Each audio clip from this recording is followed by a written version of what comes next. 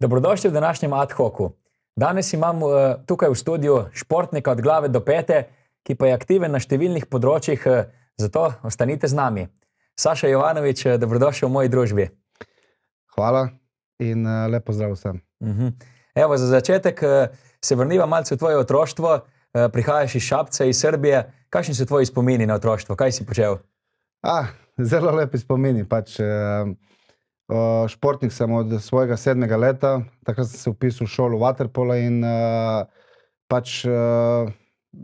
dejansko skozi celo moje življenje je šport v igri. In zelo lepi spomini od raznih tekmovanj do vsega. Šabac je športno kar močno mesto, tudi v Jugoslaviji. Prej si obiskoval kakšne tekme, recimo, ko si bil majhen, rekel si, da si z vaterpolom začel? Ja, oče me je peljal na tekme skozi tekme rokomet, metaloplastike, pa na kakšne bokserske meče, pa pol košarkaške, pa vaterpolo. Skozi sem bil na tekmah z njim in tam se je rodila ljubezen do športa. Zdaj te mnogi poznajo po borilnih veščinah, po kickboksu. Kdaj si to začel? Kako je prišlo do tega? Kdo te je navdušil mogoče? Kickboks sem začel, sem paralelno treniral z vaterpolom, sem začel v svojem 18. letu. Nisem imel nekega specialnega vzora, bom rekel tako, je bil nekako, bom rekel enega borca, Fedora Emelianenka. On mi je bil nekako model športnika, kako se je treba obnašati prej in po meču, dokler traja meč in te stvari. Tam se je nekako rodila ljubezen, ko sem štartal prvi trening, je bilo malo tako z vaterpolo izvodena na suho, je bila malo težava, ampak potem sem se navadil in ta ljubezen je ostala in priporočam vsakemu otroku, da se ukvarja s športom, ali so to vodni športi ali suhi, in borilne veščine so zelo dobre za samozavest otroka, pa tudi odraslega človeka. Si bil vedno tako med močnejšimi v svoji generaciji? Niti ne. Niti ne. Bom rekel tako, da ko sem štartal z kickboksom, jaz sem delal kategorijo 81 kilogramov, pol leta s časom prehrana se zvišala in te stvari potem sem tudi kategorijo šel gor. Kako so pa doma sprejeli, recimo, da si šel v borilne veščine? Vemo, da starši kar malce negodujejo, ko grejo njihovi otroci v ring. Ja, je bilo zelo težko. Je bilo zelo težko, ker so vajeni. Sicer vaterpolo tudi velja za eden od bolj grobih športov, ampak nasplošno, ker udarački šport v igri je itak, so podeljene mišljenja.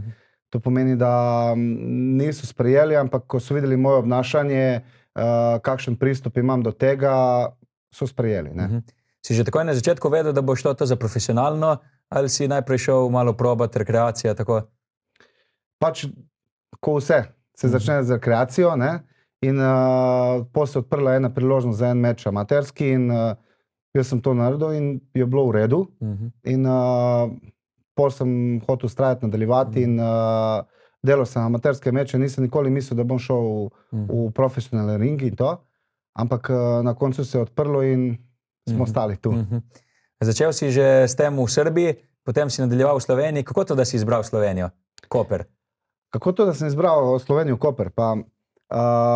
Takrat sem bil aktiven igralec v vaterpolu in glede na to, da sem bil paralelno v kickboksu in vaterpolu, nekako se je odprla priložnost, da takrat igram za Rokavu Koper, ki se takrat tekmovala v Jadranski ligi, pa tudi v Len kupu. In sem imel to čas dejansko, da treniram s super igralcem in super trenerjem in Koper je ostal takrat. Kako si usklajeval vaterpolo in kickboks? Nekako se je dalo. Kje je volja, tam je tudi način. Tako da... Kako izgledajo recimo treningi, če ostanemo malce pri kickboksu? Je to verjetno vsak dan po več ur? Kaj je pomembno? Fitness, kondicija? Na začetku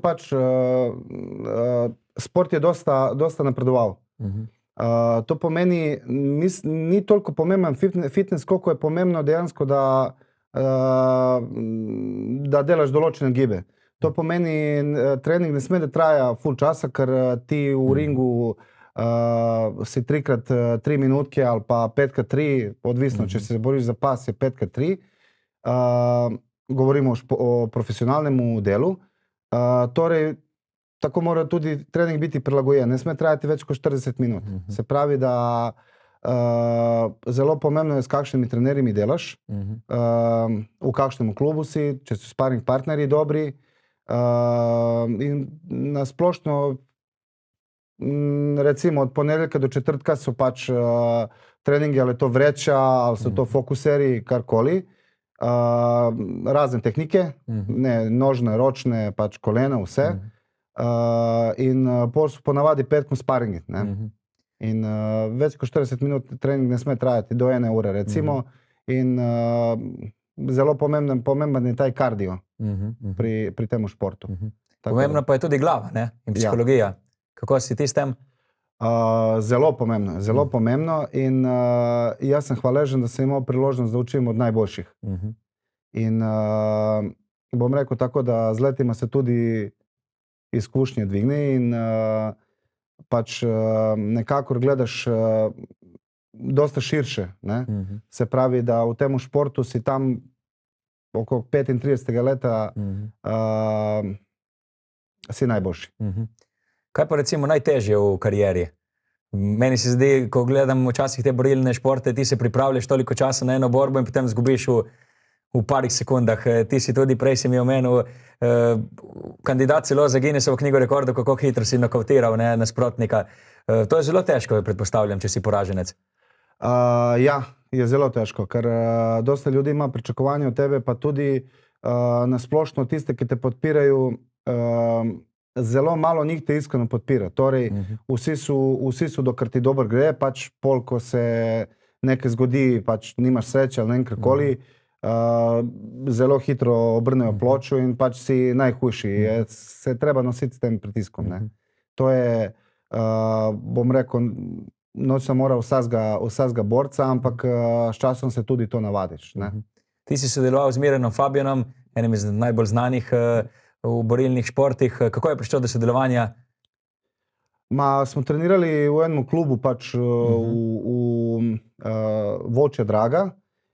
Tam so se tudi spoznala in sicer za ime Miren Fabijan vsi vemo, koliko časa, ki smo v borilnih veščinah in se ima to priložnost dejansko, da naredimo en trening, sparing. In bom rekel, da je pač reč o enemu neverjetno dobrom človeku in super športniku. Čast je z njim trenirati in se učiti in to pač prijateljstvo traja.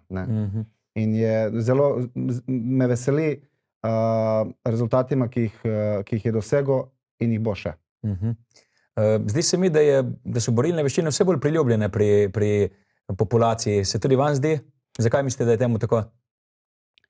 Ja, ker se pač dejansko se predstavljajo na en dober način. Da dosta njih misli, da tisti, ki so v borilnem športu, so to ful agresivni tipi, da je nevarno, da pač vse onako negativno v kontekstu, ne? Ampak, ko se spustiš notri, kakor sem omenil na samem začetku, zelo pomembno je, da imaš dobrega trenerja, pa tudi zraven dobrega pedagoga, ki pač ti bo povedal, zakaj se gre in te bo navadil pač kodeksa Bushida, ki je zelo pomemben in to pač, če boš spoštoval, boš zelo cenjen. Ste vi imeli kakšno hujšo poškodbo mogoče kdaj? Nikoli. Zaenkrat lahko še potrkava. Ja. Imel sem nos zlomljen ali pa rebro in to je to pač, ampak neke zelo hude nisem imel. Hvala. Kako to, da se recimo traja med eno borbo in drugo borbo toliko časa? Je to kriva tudi daljša regeneracija pri športnikih ali boljša priprava? Kako je s tem? Ja, če je profesionalen meč v igri, to pomeni, da nimaš nobene zaščite. In pač udarci so zelo močni v težki kategoriji, naprimer, kamor smo mi. In okrevanje je dalj časa. Pač 3 do 4 meče lahko narediš na leto, pod pogojem, da je vse v redu. Veliko borilnih veščin poznamo. Kako ste se vi odločili za kickboks? Nekakor, kot otrok sem imel ljubezen, ne vem, do karateja, do tekvondoja in teh stvari, ampak sem videl, da so me s časom privabili bolj tisti kontaktni športi, kot so boks, kickboks, muay thai ali pa rokoborba, kakšen judo. In tudi vidiš s časom, da tisti športi kontaktni so ful dobri, ker tam imaš realno nekakor pričakovanja, kaj se lahko zgodi. Ne? Kako pa je s pridobivanjem sponzorjev, recimo, pri temu? Je zanimanje veliko s financami, kako je? Rabiš menedžerje mogoče? Zanimanje je veliko, ampak jaz nikoli nisem ta tip, da bi pač, da bi nekakor klical ono drugo. Imel sem pač tu par prijateljev, kakor je naprimer Snack Bar, Tintar, Logistika in pač tisti. Nekakor oni so prepoznali določene stvari in so mi pomagali na tej poti. Koliko aktivno se zdaj ukvarjate s kickboksom? Zdaj sem pač 3 do 4 na teden aktiven, čisto da vzdržujem formo. In mislim, da to leto se bom vrnil po 2 letih, odkar se zgodil ta zadnji meč. Se bom vrnil nazaj in zdaj čisto, dokler vzdržujem formo, pol itak bomo tempirali, kadar bo čas za meč. Z vaterpolom se še kaj ukvarjate? Z vaterpolom rekreativno pomagam pač vaterpolo klubu Koper. Kakšno tekmo odigram in to je to. Katera pozicija si? Jaz? Sem bil vratar, zdaj pa igram. Zdaj sem back. Aha, okej. Evo, če greva naprej, če ostaneva malce pri vodi, si tudi reševalec iz vode, ne? Ja. Zelo odgovorno delo. Kako to, da si tukaj pristal? Kadar sem končil takrat igrati vaterpolo, nekako sem hotel, da ostanem vezan za vodo. To pomeni, da od 7. leta sem v temu in to mi je pač, bom rekel, domače okolje, pač tam, kamor se čutim najbolj varno. Ne? In takrat sem polagal za B licenco in sem začel delati kot reševalec. S časom sem se nekako dobil v temu in videl sem, da je moj poklic dejansko, da želim, da pomagam ljudem in to me najbolj veseli od vsega. Ste imeli kakšne negativne izkušnje tudi kot reševalec? Zaenkrat nisem imel. Sicer pač sem imel dosti stvari, dosti kakšnih akcij, pa tudi reanimacije in vsega in hvala Bogu, vse je šlo tako, kot je treba. Ne. Zdaj ste še reševalec? Kje vas lahko srečamo? Sem reševalec, aktiven še zmeraj. Sem v podjetju LGS, ki pač ima reševalce. Sem povsod. Delam od bazenih do morja, do divjih rekah, pa tudi zdaj sem nazadnje položil ta C licenco in World Rescue 3. Tako da bom gledal, da sem na zelo širokem območju tle po Sloveniji ali pa v Evropi, bomo videli. Ste že od malega radi pomagali ljudem? Ja. To tudi recimo ta dobrodelna akcija, ki ste jo imeli v sklopu Palčice pomagalčice, ne, vas ljudje tudi potem poznajo. Septembra ste se podali na 1000 kilometrov dolgo pot v Črnogoro. Kako ste dobili idejo za to? Skupaj s kolegom, ne, Vladimirjem. Ja, pač dobro, vsaka čast res. Bom rekel, pač iz hiše vse. Moji starši so tudi ljudi, ki so zmeraj pomagali drugim, niso pričakovali nič za nazaj, to pomeni, da so delali iz srca. Nekako so to na mene tudi,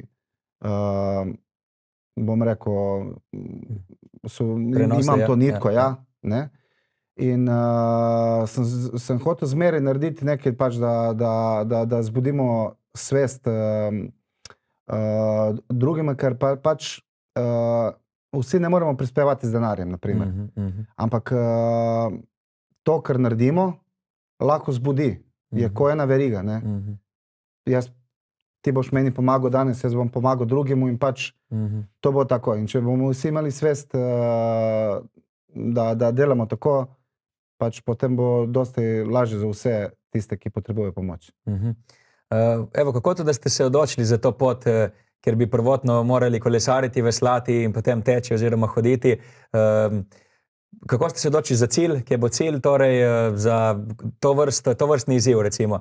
Vemo, da smo že videli dobrodelne akcije, ne vem, na radiju, ko 24 ur dajajo različne načine, ne? Vi ste se odločili za ta ekstremni adrenalinski podvig.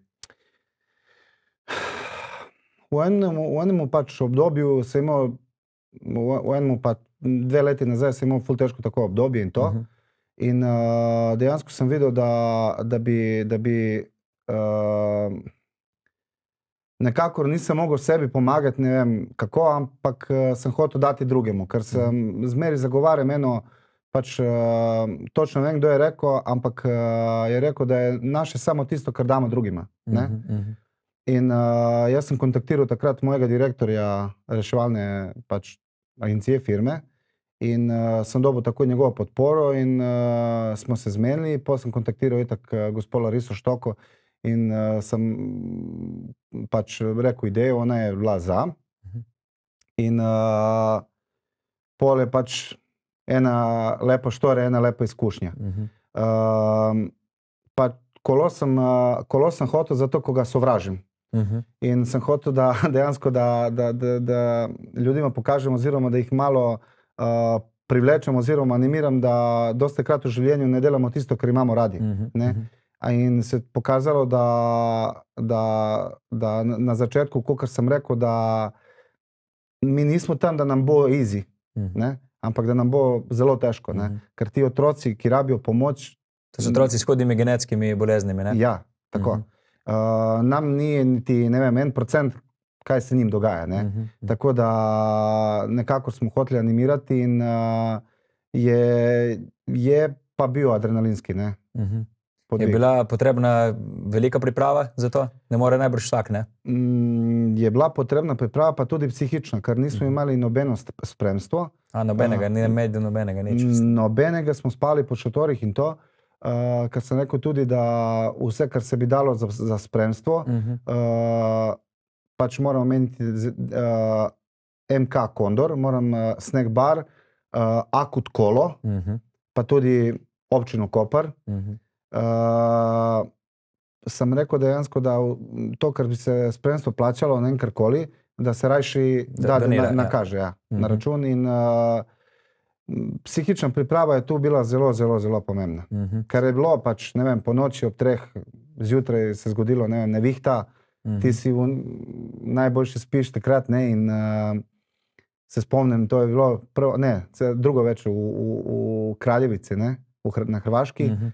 Nas je zbudila nevihta okrog 3 ure in smo morali zelo hitro šator, da pospravimo s komplet opremo in pač smo celo noč pol samo na eni hišici in pač je bilo... Kako je bilo s prehranjevanjem?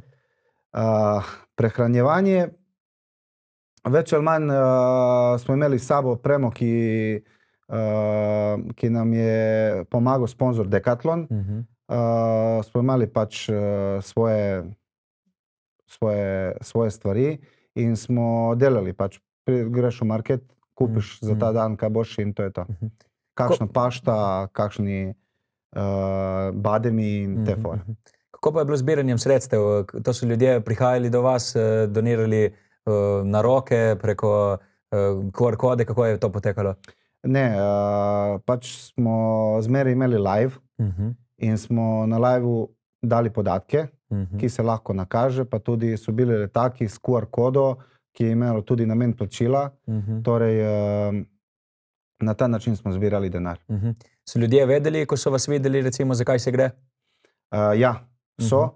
In smo naleteli na zelo pozitivne komentarje, pa tudi na neverjetno vzdušje od Slovenije preko Hrvaške do Črne Gore. Je bilo neverjetno in dosta njih so pratili to akcijo in podpirali in podpirajo še naprej. Zdaj, če greva malce pogledati pot, ne?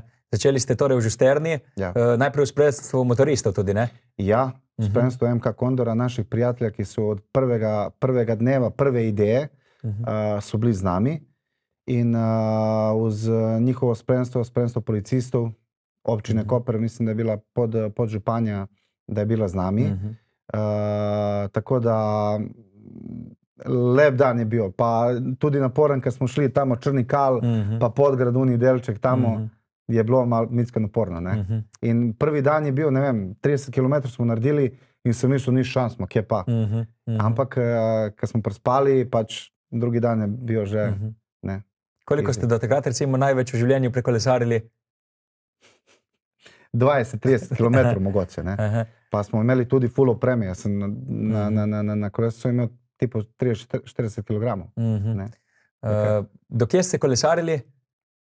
Najprej je bila ideja do Splita. Tako. In potem bi morali se ukrcati na vodo, ne? In kaj se je zgodilo? Vremenske razmere? Pač dokler smo kolesarili, tako smo se ustavili pri ena vas pred Trogirjem. In nekaj smo se pogovarjali tam z domačini, ki so pač ribiči, ne, so ful izkušeni glede morja in tih stvari in smo rekli idejo. In so sprva pogledali tako malo pač čudno, kako, zakaj, ker niso vedeli, da je dobrodelna akcija in to so mislili, da smo adrenalinski pač zavisniki in te. In jaz sem pol povedal, zakaj se gre, so bili navdušeni, ampak so nam dali en zelo pameten nasvet, da ni pametno v tem obdobju iti in ko smo prespali, naslednji dan smo videli, zakaj so to rekli. Torej, je udarila zelo, zelo močna bura v kombinaciji z jugom in to je bilo res, ni bilo dobro za kajak, ne. Ker tudi ta teren, ki je od Splita do Dubrovnika oziroma Herceg Novega, je zelo nepristopačen. To pomeni, da so skale vertikalne, pa ful velika višina in pol karkoli, da se zgodi, bi bilo pač zelo hudo, ne. Potem ste ostali na vašem priljubljenem kolesu do Črne Gore, ne, do meje. Jaz sem upal do zadnjega momenta, da bomo v kajaku, ker kajak zelo rad imam in ful ga vozim in to. Ampak ja, na koncu smo ostali na kolesu, pač ki mi ni bilo, ne vem, najbolj, kako bi rekel, nisem bil najbolj navdušen, ampak pač smo izgurali, ker, kakor sem rekel, nismo tam, da nam bo lahko, da nam bo easy. Se vam je zato dosti razvlekla ta pot? Ste izgubili veliko časa? Nismo izgubili dosti časa, ampak smo bili v dve življenjsko nevarne situacije. Ja. Ena je bila mesto Dubci na Makarski, ki je bila zelo močna bura in nismo vedeli, ker si na kolesu in pač si ko greš v skrib, ki so tam pač po Dalmaciji zelo veliki. In smo, ne vem, vzpon je trajal 1 uro in nismo vedeli, da takrat so bili rešilci, pa gorski tudi rešilci, ker so pomagali enemu avtobusu, ne, ki je ostal gor, ne, je bilo hudo, ne. In potem smo mi prišli na to mesto in sem mislil, da nas bo pač dalo dolu, provali nekaj 100 metrov, ne vem, tačno kolika je višina. V glavnem ni bil prav prijeten občutek, ne. In nekako smo se rešili in smo nadaljevali pot. Druga nevarna situacija je bila nad Dubrovnikom, ker tudi promet tamo po tem ozkim cestama je zelo, zelo ni glih priporočil za kolesarje in se bom zapolnil enega kamiona, dokler sem živ, tako da je bilo zelo blizu, da nas se ne udari, pa da nas tudi ne vrže dol v preval, koliko je, ne vem, zelo visok. Ste si potem odahnili, ko ste prišli do črnogorske meje, ko ste šli dol s kolesa? Ja, nekako je bilo v eno roko lažje, ampak tam se nam je priključil en prijatelj oziroma 2 prijatelja, ki eden od njih je Slobodan Kesić in on je iz Banja Luke, tam je rojen, odrastel in to. In je imel na srečo 3 leta nazaj, je ostal slep, 100%. Ne? Pa on se nam je priključil v tej zadevi, ki njegova volja in odločnost, da pomaga. On je rekel, jaz nisem mogel reči ne itak in On nam je bil nekako inspiracija, ampak tudi zelo zahtevno je bilo to vse varovati oziroma narediti, da bo prav. Koliko dni ste potrebovali do črnogorske meje? Do črnogorske meje smo potrebovali 9 dni. V 9 dni smo imeli en dan pauze, ker če sem omenil na samem začetku, v Kraljevici smo imeli eno zelo tako, pač po 3 uri nas je zbudila nevihta in pol smo do 8 ure spali v tem položaju in je bilo zelo pač nam je bilo zelo hudo, pa tudi energija nam je bila low in takrat smo potrebovali dan okrepitve in jaz moram reči dejansko na te domačini iz Kraljevice smo se ustavili na kavici Vladimir in jaz in pač onako brez energije in vsega so nas prepoznali in so nam pomagali. Dejansko so nam dali apartma na dan, da se pač pripremimo, da se spočijemo in vse. In jim bom zelo hvaležen za celo življenje, ker na tako njihovo vzdušje, njihov pristop nobeden ni imun in dobri ljudi se zmeraj srečajo in prepoznajo, če je namera poštena in Potem od črnogorske meje do konca, do cilja, do Ostroga ste tekli, ste hodili? Smo šli peš na itak. To je 900 metrov, ne, na višini. Ja. Romarska pot. Ja. Smo štartali iz Herceg Novega in smo imeli to pač tamo nekje okrog 9 ure zjutraj smo bili lih na mestu, kamor pade največ dežja v Evropi. In taj dan se nebo pač Vsula. Ja. In je bilo zelo mokro, ne. Pač smo naredili ta dan nekje okrog 20 kilometrov v spremstvu ene moje prijateljice, ki je prepoznala, videla, da sem zaskrbljen in to pač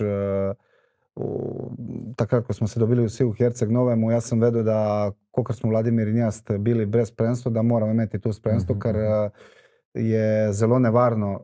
Cesta je sama po sebi nevarna, pa tudi da smo 4 v verigi, je bilo pač zelo nevarno po tej cesti. Tako da ta naša prijateljica,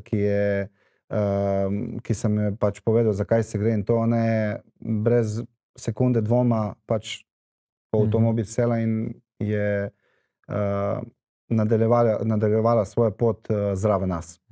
In nam je dosta lažje bilo, ker v momentima, ki je promet bil zelo gosten, pa tudi so vozila noro hitra bila, ona je bila tam počasni in da nas varuje. Zdaj vam je bilo najtežje, recimo, na tej poti? Od začetka do konca, ja. Od začetka do Takrat, konca. ko ste 5 dni bili tako? Nekako smo bili dokaj sveži, ne. Dokler smo bili na kolesu, Velebit je bil zelo zahteven, je bil hud. Pa pol, bom rekel, ta zadnji dan, ker smo prespali v Nikšiću, ker takrat se začne, ne, iz Nikšića gor proti Ostrogu je vse pač uz hrib in traja pot enih 20 kilometrov, pa noge bolijo in vse v kompletu. Ampak nekako ta želja, da prideš gor, da prideš do cilja, da svoje besede pač to, kar si obljubil, da izpolniš in predvsem, da pomagaš, nas je nekako dala nam je neki veter, ne. Tako da zadnji dan bom rekel, da je bil zelo hud, ta pričakovanje in vse v kompletu, ne. Ste imeli kakšne rane tudi po nogah, gležnje?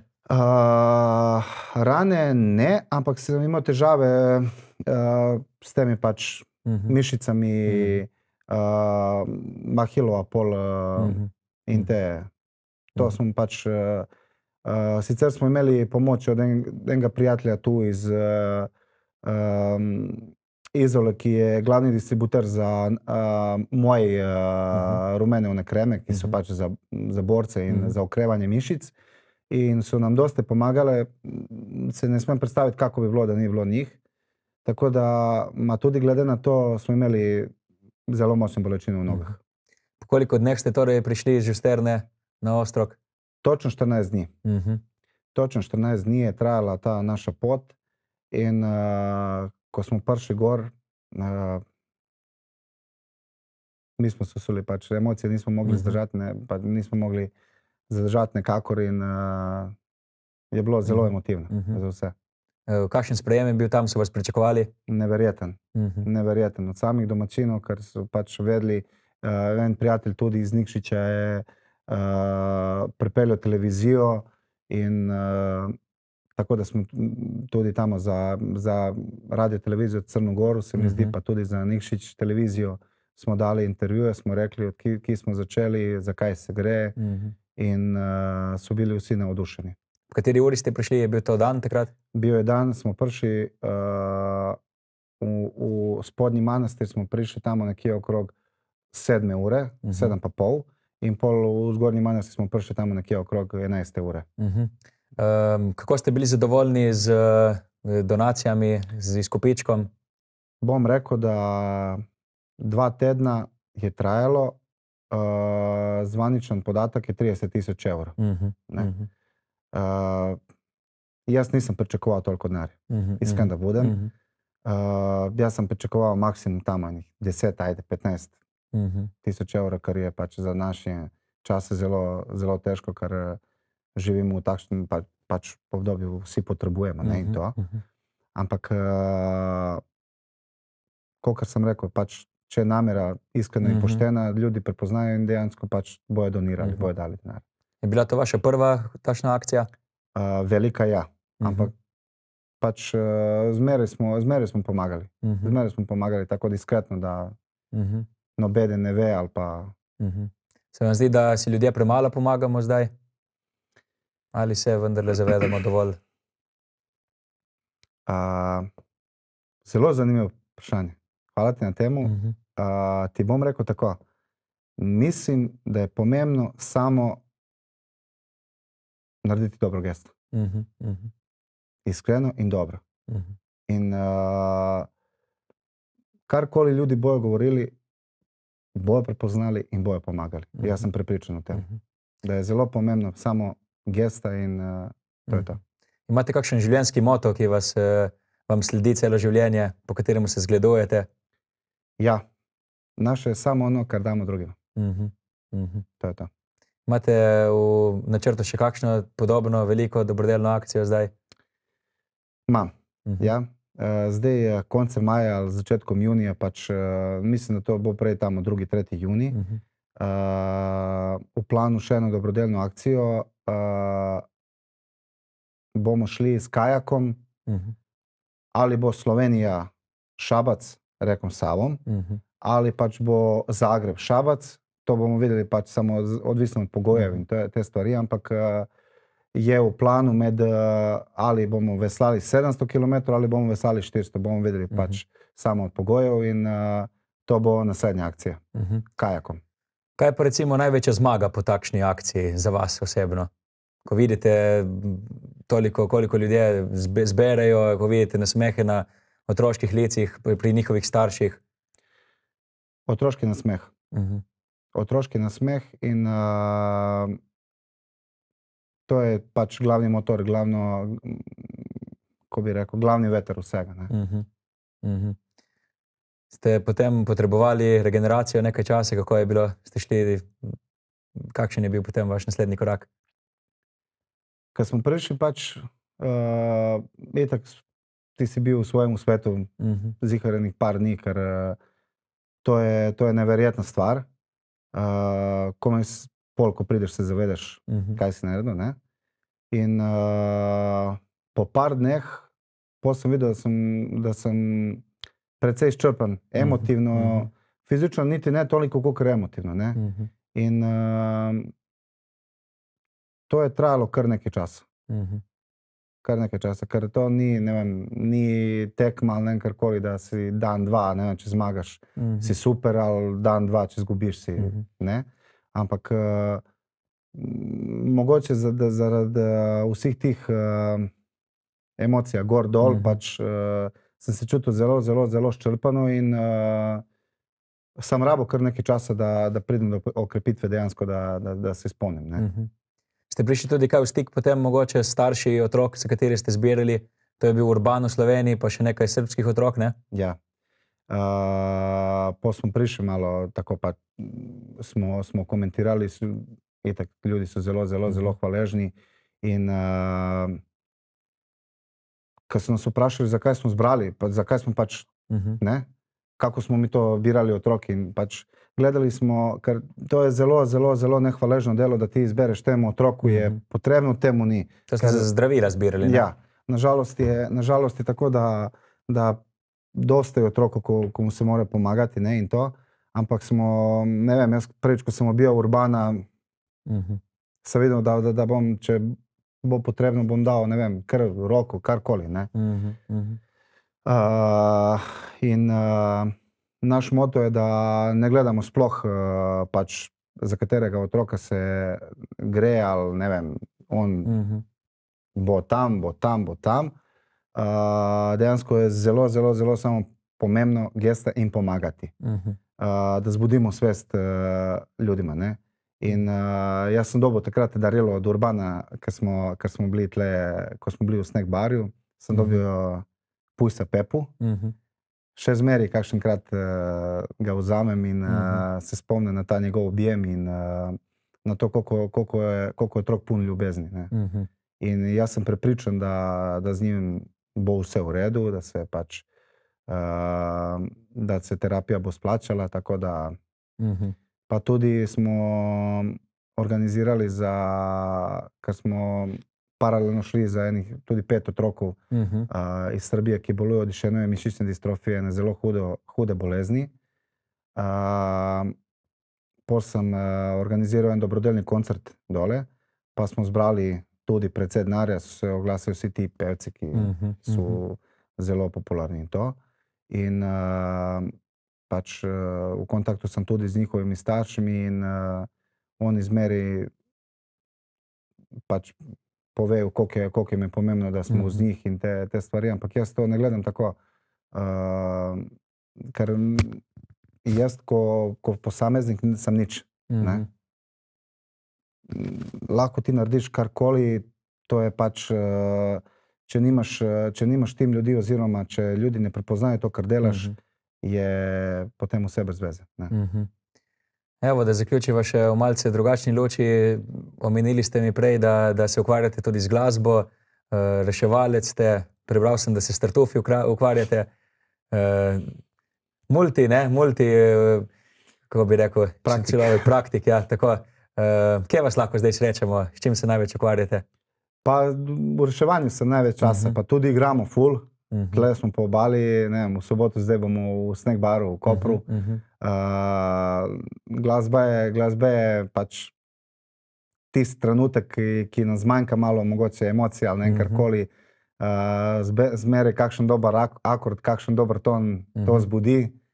Tako da nekako na glasbo gledam ko eno tipo zdravila nekega, pač dejansko ko ne vem, bom rekel v navednicah drogo, ne, pač to je zelo nas izpolnjuje, ne. Imate band torej svoj? Ja. Kaj igrate? Pač igramo vse glasbe ex-Republike, se pravi slovenske, na splošno ta U-rock in seveda uz te slovenske hite, kakor so grupa Bazar in te stvari, ne. Na katerem inštrumentu ste vi ali pojete? Jaz pojem, pa tudi igram kitaro. Evo, super, kako pa je s temi tartufi, to me še zanima za konec. V tartufih sem se ukvarjal enih 3-4 leta nazaj, ne. Pa tudi, ajde, kakšenkrat pomagam, če je komu kje potrebno. Ker imam ful rad imam naravo in skozi sem po gozdu, hodim po rekah in te stvari in pol sem nekako gledal, da probam stvari, ki niso za vsakega oziroma ki je zelo potrebno, da se pustiš dol v materijo, ne. In pol sem nekako začel to študirati in imam rad, da probam, da jih dobim in te stvari, ki je zelo, zelo, zelo ena posebna vrsta pač gob. Ne. Na kakšen način ste jih iskali? Pas. Pas najprej in zdaj je odvisno pač od obdobja, ali to leto ali pač zima, ker tudi so določene vrste tartufov rezervirani. Če je poletje rezervirano za tuber estivum, če je zima pač za tuber magnetium pico, poznati kao pač beli tartuf, ki je kralj tartufov. Je tudi zelo drag in zelo iskan, samo je pač ko diamant, lahko ga iščeš, ne, ampak ni 100%, da ga boš dobil. Radi tudi kuhate potem? Ja. Tudi s tartufi naredite kakšno makso? Naredim, ja. Kakšno pašto, kakšen stek, zmeri. Imam rad. Evo, Sašo, prišla sva do konca. Najlepša hvala, ker ste si vzel čas danes. Hvala, ker pomagaš otrokom in srečno na tvoji poti. Hvala vam, ker ste me pač poklicali v vašo oddajo in hvala vam pač za vaš profesionalizem. Ste zelo prijazni in se družimo naprej. Najlepša hvala. To je bilo za danes vse. Hvala, ker ste bili z nami in se vidimo prihodnjič.